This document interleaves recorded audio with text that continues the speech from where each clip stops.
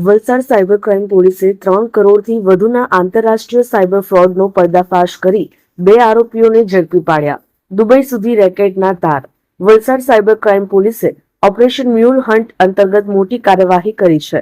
રાજ્યના ગૃહમંત્રી હર્ષ સંઘવીના માર્ગદર્શન હેઠળ ચાલતા આ ઓપરેશનમાં પોલીસે આંતરરાષ્ટ્રીય સાયબર ફ્રોડ રેકેટના વધુ 2 આરોપીઓને ઝડપી પાડ્યા છે. આ ગેંગ દ્વારા અત્યાર સુધીમાં 3 કરોડ 8 લાખ રૂપિયાથી વધુનું ફ્રોડ આચરવામાં આવ્યું હોવાનું સામે આવ્યું છે. ચોંકાવનારી વાત એ છે કે આ રેકેટના તાર છેક દુબઈ સુધી જોડાયેલા છે. વલસાડ સાયબર ક્રાઇમ પોલીસ સ્ટેશનની ટીમે સાયબર ફ્રોડ આચરતી ગેંગ પર મોટી તવાઈ બોલાવી છે.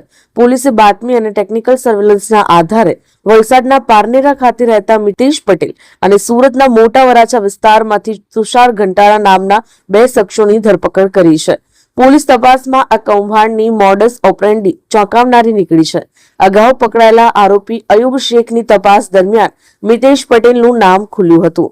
મિતેશ જુદા જુદા લોકો પાસેથી બેંક એકાઉન્ટ મેળવીને સુરતના તુષાર ઘંટાળાને આપતો હતો અને કમિશન મેળવતો હતો, જ્યારે તુષાર આ એકાઉન્ટ દુબઈમાં બેઠેલા મુખ્ય સૂત્રધાર મિલન દરજીના માણસોને પૂરા પાડતો હતો.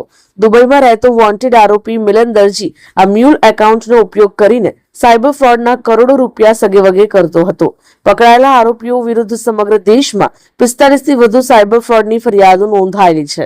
વલસાડ પોલીસે આ ગુનામાં સંડોવાયેલા વોન્ટેડ આરોપી મિલન દરજીને પકડવા ચક્રો ગતિમાન કર્યા છે. પોલીસે પ્રજાજોગ સંદેશ પાઠવતા લોકોને અપીલ કરી છે કે નજીવી લાલચમાં આવીને પોતાના બેંક એકાઉન્ટ કે સિમ કાર્ડ કોઈને પણ વાપરવા આપવા નહીં, અન્યથા એકાઉન્ટમાં થતા ગેરકાયદેસર વ્યવહારો માટે ખાતાધારક પોતે જ જવાબદાર રહેશે. પોલીસની તપાસ એજન્સીમાં એવું જાણવા મળેલું છે કે કેટલીક ઠગ ટોળકીઓ જે છે એ જ્યારે કોઈ સાયબર ક્રાઇમ આચરે છે ત્યારે એ સાયબર ક્રાઇમના નાણાં અમુક એકાઉન્ટમાં જમા કરાવે છે. આ પર્ટિક્યુલર એવા એકાઉન્ટ છે જે એકાઉન્ટને બીજા વ્યક્તિના નામના એકાઉન્ટ હોય છે, પણ એ એકાઉન્ટ વાપરવા માટે જે તે વ્યક્તિને કમિશન રૂપે પૈસા આપવામાં આવતા હોય છે. એટલે મૂળ વ્યક્તિનો એકાઉન્ટ નથી હોતું, પણ બીજાનો વ્યક્તિનો એકાઉન્ટ એ પોતે આ સાયબર ક્રાઇમના ફ્રોડમાં વાપરતા હોય છે. આ જે પ્રકારના એકાઉન્ટ છે તેને મ્યુલ એકાઉન્ટ કહેવામાં આવે છે. રાજ્ય સરકાર દ્વારા રાજ્ય પોલીસને મ્યુલ એકાઉન્ટ ઓપરેશન હન્ટ અનુસંધાને કાર્યવાહી કરવા સૂચના આપવામાં આવી હતી. ત્યારે ગઈ તારીખ 4/2/2024 રોજ સાયબર ક્રાઇમ વલસાડની ટીમ દ્વારા એક આરોપીની ધરપકડ કરવામાં આવી હતી. એ મ્યુલ એકાઉન્ટની તપાસ અનુસંધાને આ આરોપી અયુબ કાદિરભાઈ શેખની જે તે તારીખે 4/2/2024 રોજ ધરપકડ કરવામાં આવી હતી. અને આ ધરપકડ પછી એના ઇન્વેસ્ટિગેશન હાથ ધરવામાં હતું. જે તે વખતે 66 લાખ રૂપિયા જે છે એનું ફ્રોડ ધ્યાન ઉપર આવેલું. ત્યારબાદ ઊંડાણપૂર્વક તપાસ કરવામાં આવતા આ અબ્દુલભાઈ કાદરભાઈ શેખની ઊંડાણપૂર્વક તપાસ કરતા આ વ્યક્તિ પોતાનું એકાઉન્ટને મ્યુલ એકાઉન્ટ તરીકે અન્ય એક વ્યક્તિને આપતો હતો અને એનું કમિશન એ પોતે લેતો હતો. જે વ્યક્તિના એકાઉન્ટે આપતો હતો એ એકાઉન્ટ જે છે એ મિતેશ દીપકભાઈ પટેલને એ એકાઉન્ટ વાપરવા માટે આપતો હતો અને એનું કમિશન પોતે એમની પાસેથી લેતો હતો. ત્યાર પછી પોલીસ ઇન્વેસ્ટિગેશન કરી અને મિતેશ દીપકભાઈ પટેલ એનું હ્યુમન ઇન્ટેલિજન્સ અને ટેકનિકલ એનાલિસિસના આધારે એનું તપાસ તજવીજ કરતા એની ધરપકડ કરવામાં આવી. મિતેશનું ઇન્ટરોગેશન કરતા પોતે આ એકાઉન્ટ જે છે એ અન્ય ત્રીજા ઈસમને વાપરવા માટે આપતો હતો અને એ વ્યક્તિનું નામ હતું તુષાર બાબુભાઈ ઘંટાળા. ટૂંકમાં આ બંને વ્યક્તિઓ જે છે એ પોતે મ્યુલ એકાઉન્ટ જે છે એના કમિશન લઈ અને અન્ય એક વ્યક્તિને વાપરવા માટે આવતા હતા. જે ચોથો વ્યક્તિ જે આમાં ઇન્વોલ્વ જે છે એ વ્યક્તિ જે છે એ મિલન સુરેશભાઈ દરજી કરીને જે છે જે હાલ વિદેશમાં હોવાની પ્રાથમિક માહિતી મળેલી છે.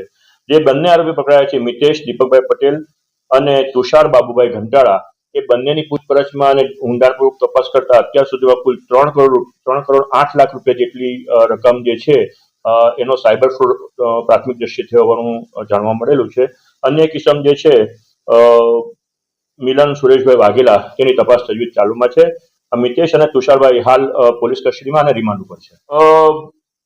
પ્રાથમિક તપાસ દરમિયાન એવી માહિતી મળી છે કે સામાન્ય રીતે 10% કમિશન જે છે એ 10,000 રૂપિયાનું કમિશન અને 5,000 રૂપિયાનું કમિશન એ જે તે વ્યક્તિઓને મ્યુલ એકાઉન્ટ આપવા માટે આપતા હોવાની જાહેરાત મળી છે.